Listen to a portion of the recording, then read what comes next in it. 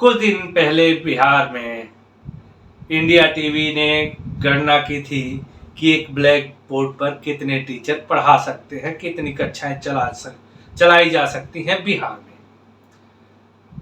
तो आज बिहार सरकार ने जाति जनगणना के आंकड़े जारी कर दिए। ध्यान रहे कि जनगणना से हम इसे नहीं जोड़ सकते हैं, क्योंकि जनगणना केंद्र सरकार का अधिकार है, भले ही उस प्रक्रिया के सारे आंकड़े राज्य सरकार द्वारा ही दिए जाते हैं। जाति जनगणना कराई क्यों गई थी, यदि कराई गई तो उसे सार्वजनिक क्यों किया गया। नमस्कार, आप देख रहे हैं अपनी बात अनिल के साथ। सरकार आंकड़े इकट्ठा करती है क्योंकि समाज के हर तबके को उचित प्रतिनिधित्व और सुविधाएं प्रदान कराई जा सके। लेकिन जब सरकारें विफल होती हैं, लोगों को उनका अधिकार प्रदान नहीं करा पाती हैं, तो फिर ऐसे आंकड़ों को सार्वजनिक करके झगड़ा लगाती हैं। इन आंकड़ों के सार्वजनिक करने से क्या हासिल होगा? क्या ये आंकड़े लोगों को उनकी हिस्सेदारी दिला देंगे? क्या ये आंकड़े जो जारी हुए हैं सही हैं? मैं यह सवाल इसलिए पूछ रहा हूं कि कल यही सरकार अगर उसके पक्ष में रहा तो इन जातियों के आर्थिक दशा पर भी कुछ आंकड़ा सार्वजनिक करेगी। लेकिन वो जो आंकड़े दिए गए हैं वो कहीं से प्रमाणित हैं या लोगों ने जो बता दिया। तो इस जनगणना में जो लोगों ने बता दिया कि अगर 1 लाख कमाता है, उसने बता दिया मेरी 1000 है आमदनी, तो 1000 लिख दिया गया। किसी के घर में मर्सिडीज खड़ी है, उसने बोला मेरे पास स्कूटर भी नहीं है, तो लिख लिया गया होगा कि उसके पास स्कूटर ही है। और क्या आप सोचते हैं कि यह नहीं हुआ होगा? तो मैं यह आपके विवेक पर छोड़ता हूं। नारा दिया गया कि जिसकी जितनी हिस्सेदारी उसकी उतनी भागीदारी, या जिसकी जितनी संख्या भारी उसकी उतनी हिस्सेदारी। नीतीश जी, हिस्सेदारी तो योग्यता से मिलेगी, यदि रिश्वत और भ्रष्टाचार से न दी जाए तो। इस जाति जनगणना का सरोकार सरकार से था, उसे इन आंकड़ों का गहन अध्ययन करना चाहिए था और जनगणना के आधार पर इनको पिछड़े हुए लोगों को सुविधाएं देनी थी, जिससे वो लोग शिक्षित हो सके। लेकिन कुछ दिनों पहले आपने देखा होगा कि बिहार के क्लासरूम में 4-5 कक्षाएं चल रही थी। 4-5 टीचर एक ब्लैक बोर्ड को हिस्से में बांट करके पढ़ा रहे थे। शिक्षा का अधिकार तो सबका है, लेकिन वो नहीं दिला सके। जातिगत गणना के आंकड़े सार्वजनिक करने से पहले बिहार सरकार उन आंकड़ों को भी सार्वजनिक कर देती कि कितने बच्चों के ऊपर एक शिक्षक है और कितने बच्चों के ऊपर एक क्लासरूम। अपने काम काज का अवलोकन करने के बजाय सरकारें समाज में घृणा द्वेष फैलाने के लिए एक शगुफा छोड़ रही। इस शगुफे का परिणाम क्या होगा? अलग अलग जातियां अपनी हिस्सेदारी मांगेगी, यानी आरक्षण। देश की तरक्की के लिए आरक्षण नहीं, शिक्षा चाहिए, जो नदारद है बिहार में। अब बिहार सरकार भय और भूख मुक्त बिहार बनाने में असफल रही तो वीपी सिंह की तरह एक नए मंडल आयोग के प्रदर्शन और दंगों का बीज बोकर सत्ता के शीर्ष पर बने रहना चाहती है। लेकिन इस बीज को बोने वाले वीपी सिंह और उनकी पार्टी का हश्र भी जरूर याद रखें। अगर आप किसी के लिए खड्डा खोदते हैं तो ध्यान रहे कि वो खड्डा कभी न कभी आपके रास्ते में भी पड़ेगा। अगर आप किसी के पैरों पर तलवार चला रहे हैं तो जब तलवार पैर तक पहुंचेगी तो राजनीति में निश्चित नहीं होता कि उस समय पैर किसका होगा तलवार के पास।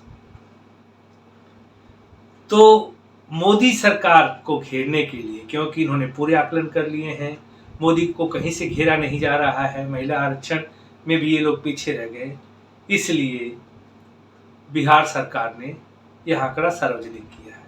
अपने को सत्ता में कायम रखने के लिए लोगों के दिलों में आग लगाना जरूरी नहीं है।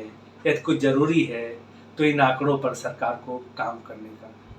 अपने कर्तव्यों का पालन न करने वाले जनता के बीच नफरत का बीज बोते हैं। मैंने अपनी पिछली वीडियो में बताया था कि यूपी सरकार में जाति गणना हुई थी, लेकिन सार्वजनिक नहीं की गई। लेकिन सत्ता गंवाने के बाद आज राहुल गांधी भी उसे सार्वजनिक करवाना चाहते हैं। जब यूपी सरकार, एनडीए सरकार इन आंकड़ों को जारी नहीं कर रही है तो बिहार सरकार क्यों कर रही है? उसके पीछे साफ है कि मोदी के पक्ष में मतदाताओं का मोह भंग करने के लिए यह एक तुरुप का इक्का चला जा रहा है। लेकिन जिसे ये लोग तुरुप का इक्का समझ रहे हैं वह सबको पहले से पता है था, बस आग नहीं लग रही थी। यह आंकड़े जो आज दिए जा रहे हैं लगभग सभी को पता था कि इसके आसपास ये आबादियां हैं।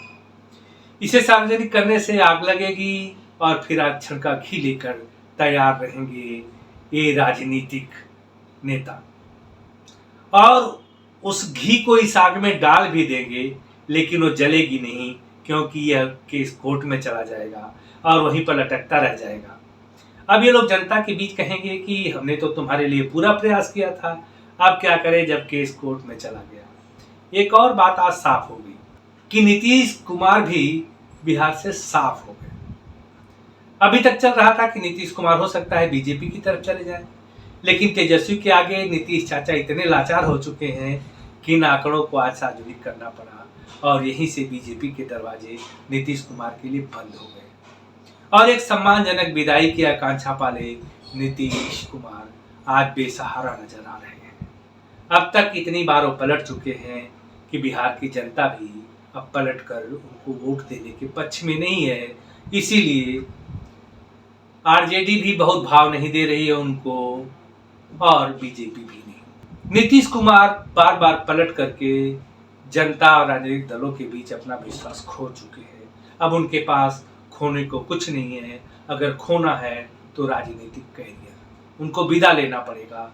लेकिन अफसोस कि अब सम्मानजनक विदाई भी शायद उनके नसीब में ना हो। हाँ, एक बात और है कि लोकसभा में बीजेपी मोदी प्रभाव के कारण केंद्र में आ सकती आएगी, लेकिन बिहार में सरकार बनाना बीजेपी के लिए दूर की कौड़ी साबित होगा, क्योंकि जो चाल चली गई है उससे बीजेपी को निपटने के लिए कोई और भी रचना करनी पड़ेगी। अब आगे एक मुद्दा और आएगा पुरानी पेंशन व्यवस्था का, क्योंकि सरकार सत्ता छोड़ना नहीं चाहती, लेकिन जहां तक हो सकता है लागू करे न करे, लेकिन पुरानी पेंशन व्यवस्था का शगुफा छोड़ करके मोदी सरकार या वहां की भाजपा की इकाई को तंग करने का प्रयास तो अवश्य करेगी। हालांकि महंगाई के इस जमाने में पुरानी पेंशन व्यवस्था लागू करना सरकार के लिए अब बोझ ही बनेगा।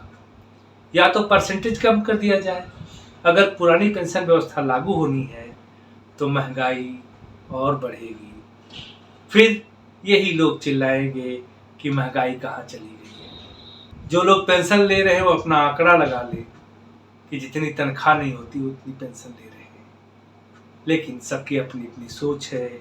महत्वाकांक्षा कभी किसी की पूरी नहीं होती, अब पूरी हो जाए तो फिर महत्वाकांक्षा किस लिए। कहते हैं जब आदमी संतुष्ट हो जाता है तो मर जाता है, लेकिन फिजूल की लालच भी बुरी होती है। मैं भी चलता हूँ, लेकिन आपसे अनुरोध कि वीडियो को लाइक कर दें, शेयर कर दें और चैनल को सब्सक्राइब भी। मिलेंगे फिर अगली वीडियो में, तब तक के लिए नमस्कार, जय हिंद।